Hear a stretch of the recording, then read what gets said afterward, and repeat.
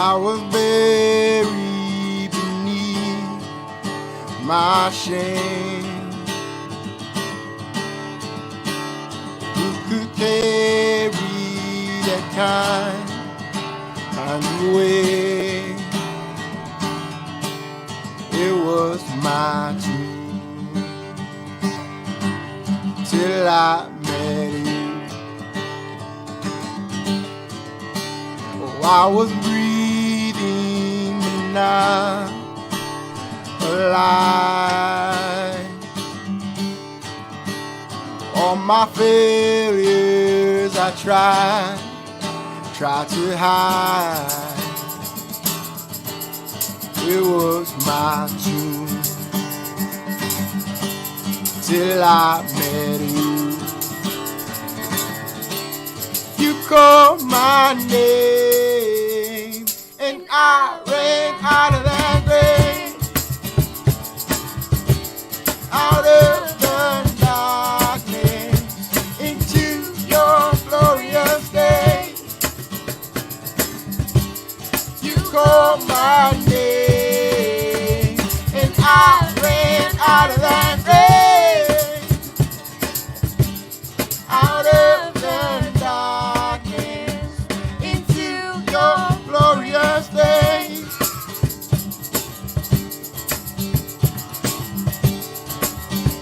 Now your mercy has saved my soul.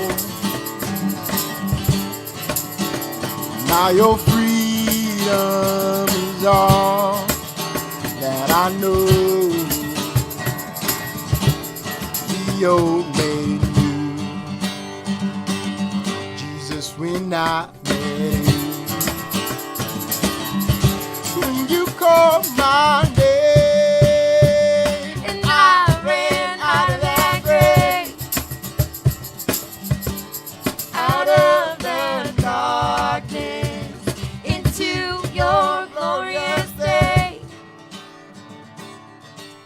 You called my name and I ran out of that grave, out of the darkness into your glorious day.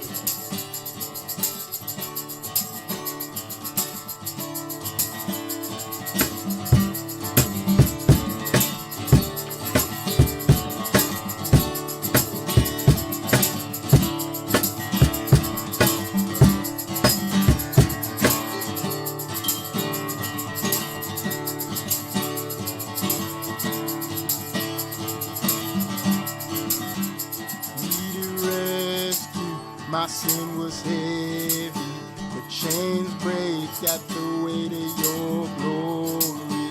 I needed shelter, I was an orphan. Now you call me a citizen of heaven. When I was broken, you were my healing. Now your love is the air that I'm breathing. I have a future, my eyes are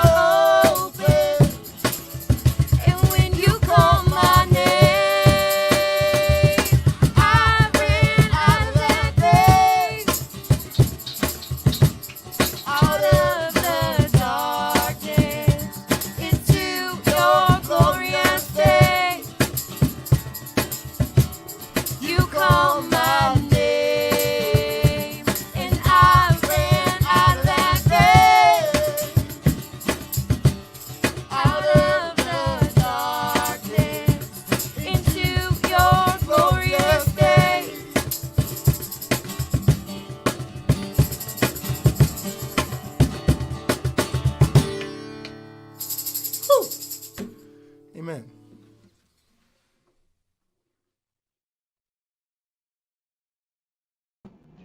Rooted men, good morning and happy Wednesday morning. Pastor Tom, Firmly Rooted Ministries here in the office, and I could use your prayers and your help here. 2 days in a row now, Facebook is blocking my live stream, saying that we're breaking their community standards, and it's all about nudity and genitals and stuff that we're not even doing. And I keep disagreeing with their restriction, but even today they dumped me off of my own page. So I'm not sure what's going on, but if this continues, we may have to find a different place to go live, like Rumble or something, because right now Facebook twice in a row has locked up one of the sites that we're going to. Yes, you're watching me on Facebook now, but you're watching me on the Rooted Men's page. I was also trying to live stream on my own page. Yesterday, all the pages were rejected. Today, just my own personal page is rejected. It's all about nudity and sexuality, and obviously that's not anything we're talking about or anything we're doing. So I'm not sure what's going on, but let's get at it. Great to have you on board. We've got, I'm here, obviously. Good morning, Rooted Men, and a blessed Wednesday to you all. Chris Connolly, good morning. Bert Reggiani, good morning. Ken Gooch, good morning. We are in Proverbs chapter 12. And again, we're back to a volley between wisdom and folly, a volley between right and wrong. So let's get at it, one verse at a time. Whoever loves discipline loves knowledge, but whoever hates correction is stupid.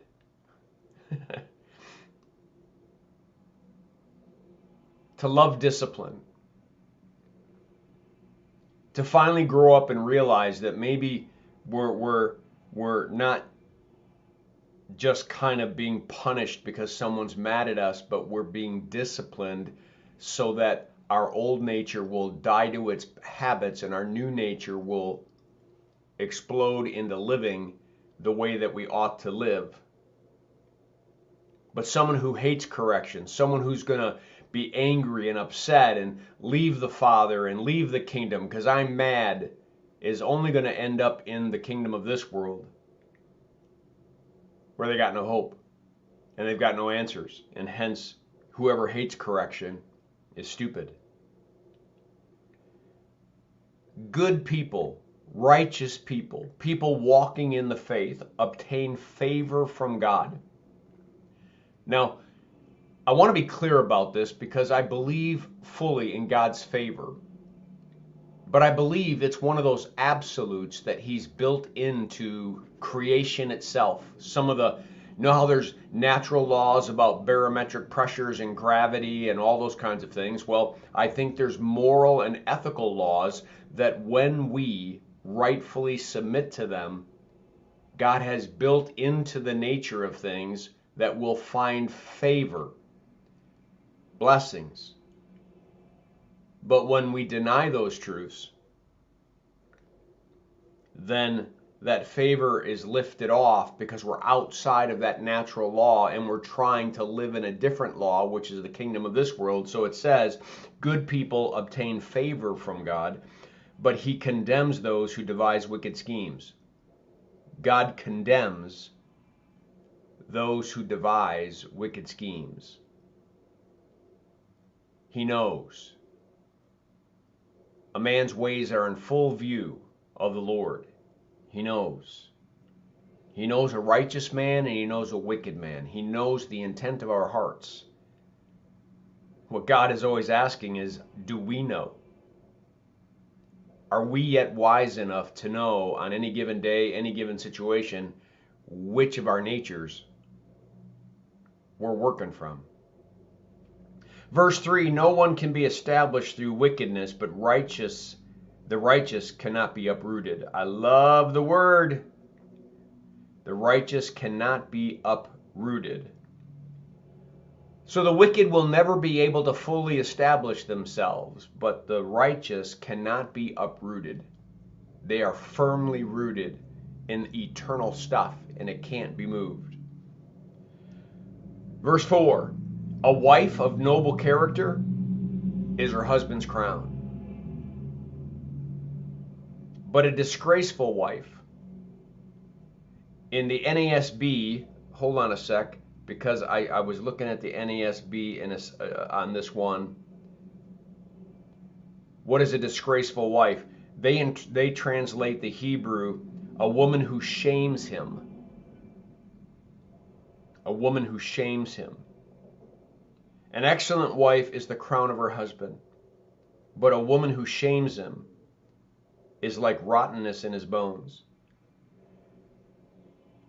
Don't get all kind of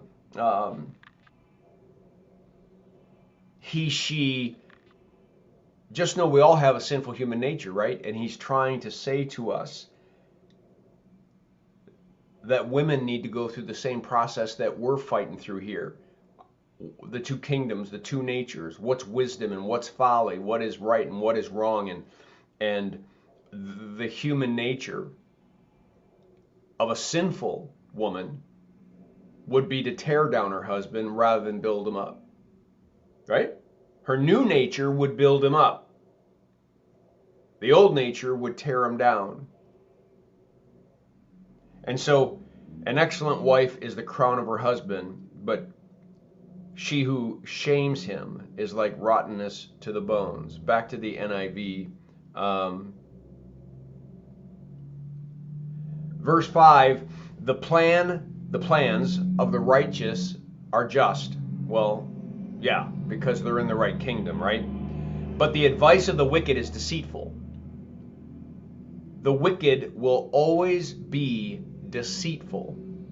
And as we've said before, when pushed about the logic of their argument, they'll become violent. They'll become wickedly evil because they don't have a ground to stand on, and so satanically they just lash out and lash back.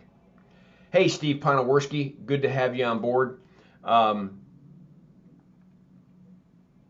Verse 6, the words of the wicked lie in wait for blood. The words of the wicked lie in wait for blood, but the speech of the upright rescue them. But the speech of the upright rescue them. The enemy comes to steal, kill, and destroy. It's not a little white lie. It's not a little small thing. He comes to steal, kill, and destroy. It's the ultimate goal. But Jesus has come that we might have life and have it abundantly. Gentlemen, every single day we have the ability to speak life or speak death over ourselves, over family members, friends, our community. James says, out of the same mouth comes praising and cursing, my brothers. This should not be. I think Solomon is right, going back to verses that we've already looked at in Proverbs, is that we have to have self-control. And one of the first things we have to learn to do is control our tongues. Control what comes out. And what's required to do that is to control your mind and take every thought captive, deciding which of your natures is about to speak, and die to the old and only let the new nature speak. And now we begin to grow exponentially in our discipleship as the righteous now root themselves in these eternal truths that can never be moved. All right. That's what I have for you. Proverbs chapter 12, verses 1 through 6. I hope that this devotion was a blessing to you. It's good to have you all on board. We're just going to have to watch out what's going on Facebook.